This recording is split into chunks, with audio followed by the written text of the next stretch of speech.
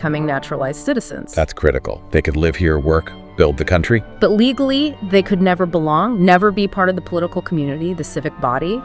And then when that initial 10-year ban was up in 1892, Congress didn't just renew it, they made it harsher. With the Geary Act. Right. The Geary Act extended the exclusion indefinitely. And it added this requirement that all Chinese laborers already in the U.S.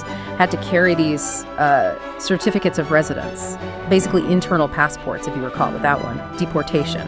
It created this population that was just perpetually marginalized, legally defined as temporary and unwanted. It sounds like a complete dead end, legally. But the sources also mentioned there was pushback right away, using the courts. They did. They immediately started using the American legal system.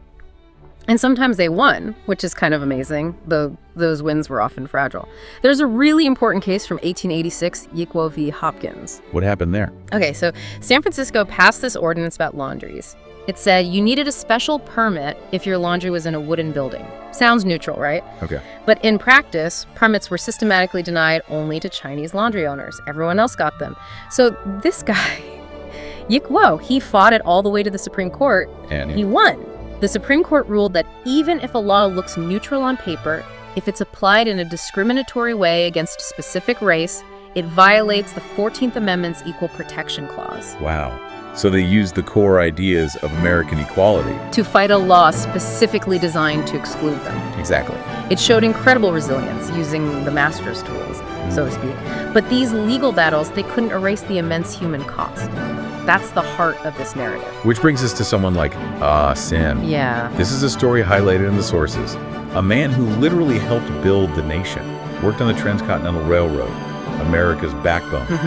Grueling, dangerous work. And his reward, denied citizenship, denied even the right to have his family with him. Ugh. Sin's story is just, it's heartbreaking because it exemplifies that contradiction. He makes this foundational contribution, endures incredible hardship, helps physically connect the country, and the system responds not with gratitude or inclusion, but with laws that enforce decades of family separation.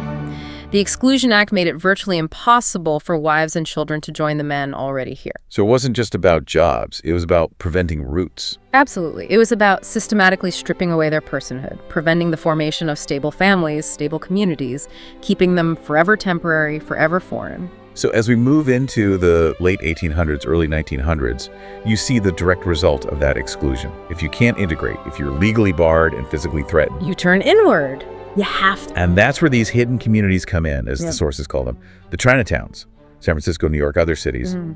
They become these essential hubs. Absolutely essential. They were built entirely out of necessity. For safety, first and foremost, but also for economic survival. If you connect this to the bigger picture, this whole era from the 1890s through to the 1940s was just relentless. Systemic discrimination, open hostility, violence. Chinatowns offered mutual aid societies, familiar culture, businesses that would serve them, and crucially, some degree of physical safety from the outside world. And the sources are unflinching about how bad that outside hostility was. It wasn't just nasty words or laws. No, not at all. We're talking about rampant physical violence. The sources document actual lynchings, particularly in mining towns out west. Arson was common, deliberately burning down Chinese homes and businesses, specifically to drive people out. And the government wasn't protecting them. It was reinforcing it through laws. A whole web of them. Beyond the federal exclusion, you had state and local laws piling on. Laws forbidding Chinese Americans from owning land, which is huge, right?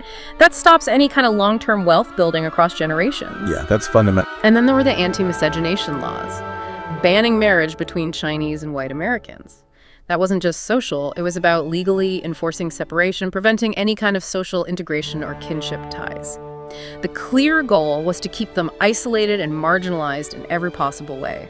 This era is also defined by a specific place, Angel Island, which the sources paint as, well, the complete opposite of the Ellis Island story we often hear. Right. If Ellis Island, rightly or wrongly, symbolizes a gateway, maybe a difficult one, but still a gateway, Angel Island was designed as a barrier, a detention center. It was the anti-Ellis Island, specifically for Asians, primarily Chinese, trying to enforce exclusion. How did it function differently? Well, the processing time alone tells you a lot. Ellis Island aimed for days, maybe? Angel Island, it was designed for delays, months, sometimes even years people were held there.